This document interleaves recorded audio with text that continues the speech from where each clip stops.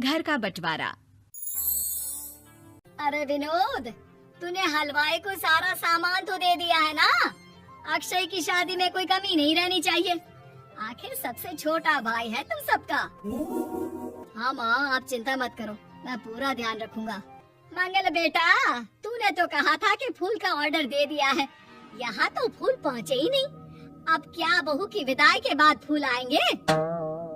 माँ, मैंने अभी बात की है फूल वाले से, वो रास्ते में ही है। आप किशोर भैया से क्यों नहीं कहती कुछ करने को? किशोर पहले ही मेरे बताए काम कर रहा है। पास के सभी रिश्तेदारों और मोहल्ले वालों को कार्ड वही तो देकर आया था। रिसेप्शन के लिए हॉल भी उसी ने बुक किया था। टेंट कुर्सी वालों को भी तो वही देख रहा है। पर कई मोहल्ले वाले तो हमारे भरे पूरे परिवार से जलती भी है, उन्हें बुलाने की क्या जरूरत थी? बेटा, शादी ब्याह में तो बुलाना ही पड़ता है, नहीं तो लोग क्या कहेंगे? दादी दादी देखो ना, हलवाई अंकल हमें लड्डू नहीं दे रहे, आप इनको डांटो ना। अरे चैन सुख दे देना बच्चों को लड्डू, क्यों तंग कर रहा है इन्हें? बीबी जी, मैं कहाँ मना कर रहा हूँ, लेकिन लड्डू बनते ही ये बच्चे उठा उठा कर खा लेते हैं। अरे मैं तो इन्हें थाल में रख के परोस भी नहीं पा रहा। भागो, अब कोल्ड ड्रिंक पीने चलते हैं। भागो भागो, अब कोल्ड ड्रिंक पीने चलते हैं। जैसे कि आप देख रहे हैं, आज इस घर के सबसे छोटे बेटे अक्षय की शादी है। घर में बहुत चहल पहल है। कुलभूषण की बीवी कमला को फुर्सत ही नहीं है कामों से, लेकिन कुलभूषण और घर के बाकी लोग कहाँ हैं? आइए देखते हैं। अजी, आप यहाँ आराम से बैठकर गाने सुन रहे हो और घर में अभी तक इतने काम बचे हैं करने को। अरे भाई, मेरे सबसे छोटे बेटे की शादी है, इसके बाद तो मैं अब चिंता मुक्त हो ही जाऊंगा। और फिर घर में तुम हो, बेटे बहुएं हैं, तुम लोगों के होते हुए मैं क्यों काम करूं? मैं तो शान से बेटे की शादी में जाऊंगा तैयार होकर। अरे ठीक है, अब आप आराम ही कीजिए। एक बार अभिषेक की बीवी आ जाए, फिर मैं भी आराम करूंगी और मेरी चारों बहुएं पूरे घर की जिम्मेदारियां संभाल लेगी। इतना कहकर कमला वापस अपने काम में लग जाती है। बेटा भी, तू अब तक तैयार नहीं हुआ? किससे बात कर रहा है फोन पर? तैयार कैसे हूँ? सैलून जाने से तो आपने मना किया है, क्योंकि मुझे हल्दी लग चुकी है। भाभीियों को देखो, सुबह से पार्लर में। अक्षय की शादी हो जाती है और नंदिता बहू बनकर घर आ जाती है, लेकिन इस घर की खुशियों को मानो किसी की नजर लग गई थी। नंदिता के आने के बाद आए दिन घर की शांति भंग होती रहती। अपने माँ बाप की इकलौती बेटी को इतने बड़े परिवार की जिम्मेदारियाँ कहाँ संभाली थी? अभी देखो ना, मेरे हाथों की मेहंदी भी अभी नहीं उतरी है और तुम्हारी मम्मी ने मुझे घर के कामों में लगा दिया।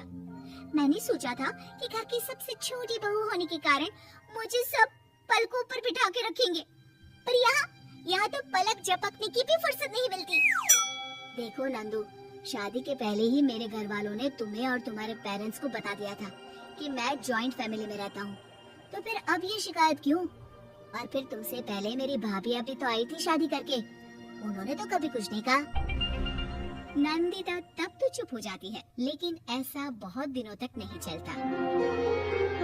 अरे नंदिता, माँ बाबूजी की दवाई का टाइम हो गया है, उन्हें दवाई दिलाओ और उसके बाद सबके लिए नाश्ता बना देना। पर भाभी, मैं तो अभी अपना फेवरेट सीरियल देख रही हूँ, प्लीज मेरी जगह आप कर लो ना ये काम।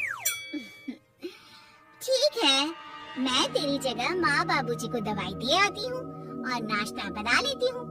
तू मेरी जगह पूरे घर की डस्टिंग करके 5 बच्चों को स्कूल के लिए तैयार करके भेज देना और दोपहर का खाना बनाने के बाद कपड़े धोकर सुखा देना। उसके बाद हम दोनों मिलकर बाजार जाकर सब्जी ले आएंगे, फिर डिनर की तैयारी कर लेंगे और उसके बाद बस भाभी, मैं माँ बाबूजी को दवाई देकर सबके लिए नाश्ता बना देती हूँ। हे भगवान, ये कहाँ लाकर फंसा दिया मुझे। मेरे घर में तो गिनती की 8 रोटियाँ और 2 सब्जी बनती थी और नाश्ता निपट जाता था, यहाँ तो रोटियों का ढेर और सब्जियाँ बड़े बड़े पतीलों में बनानी पड़ती है। नाश्ता बनते बनते लंच का टाइम हो जाता है और लंच बनते बनते डिनर का। अभी मुझ में तुम्हारे पूरे परिवार का नखरा उठाने की और ताकत नहीं बची।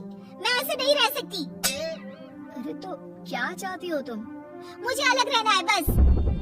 तो ठीक है, हम कल ही शिफ्ट हो जाएंगे किराए के घर में। इतना बड़ा घर होते हुए हम किराए पे क्यों रहेंगे? नाजीरा, घर में ही दीवार खड़ी करो अपने हिस्से के आगे। घर के साथ साथ घर की खुशियों में भी दीवार खींच जाती है। ऐसे ही कई महीने बीत जाते हैं और नंदिता माँ बन जाती है। बच्चे के आने से अभिषेक के कंधों पर खर्चों का बोझ आ पड़ता है। अभिषेक का बोझ कम करने के लिए नंदिता भी पार्ट टाइम जॉब कर लेती है, लेकिन इससे उसके सर पर नौकरी, घर और बच्चे की जिम्मेदारी बढ़ जाती है। नंदिता, ये क्या है? तुमने घर भी ठीक से साफ नहीं किया, ना ही मेरे कपड़े धुले हैं। चिंटू के बाल भी कटवाने जाना था, देखो उसके बाल कितने बढ़ गए हैं। अरे करती क्या हो पूरा दिन तुम? मैं करती क्या हूँ? तुम्हारा नाश्ता और लंच बनाने के बाद चिंटू को डे केयर सेंटर पर छोड़ कर आती हूँ, फिर खुद ऑफिस जाती हूँ। पूरा दिन काम करके आने के बाद बिना आराम किए बाजार से सब्जियाँ लेकर आती हूँ, घर आकर खाना बनाती हूँ, चिंटू को देखती हूँ और क्या करूँ मैं? तो किसने कहा था अपने सर पर इतने काम लेने को? मत जाओ ऑफिस। ऑफिस जाए बिना घर के खर्चे कहाँ से पूरे होंगे? चिंटू के डे केयर का खर्च, उसके लिए बेबी फूड का खर्च, प्रेस वाले का खर्च, ये सब तुम्हारी सैलरी से होता नहीं है। अगर परिवार से अलग नहीं होती तो इतनी मुसीबतें नहीं उठानी पड़ती तुम्हें। तुम्हें परिवार के साथ मिलकर काम करने में दिक्कत थी, लेकिन काम तो अब भी बहुत है तुम्हारे सर पर। चिंटू को भी डे केयर भेजने की जरूरत नहीं पड़ती। उसको गोद में खिलाने के लिए दादा दादी और घर के सभी बड़े होते। उसके साथ खेलने के लिए उसके भाई बहन भी होते। मेरे तीनों बड़े भाइयों के बच्चे भी बड़े हुए हैं, लेकिन बिना महंगा बेबी फूड खाए, क्योंकि मेरी माँ और भाभियाँ बहुत अच्छे से जानती है कि बच्चे को क्या खिलाना चाहिए।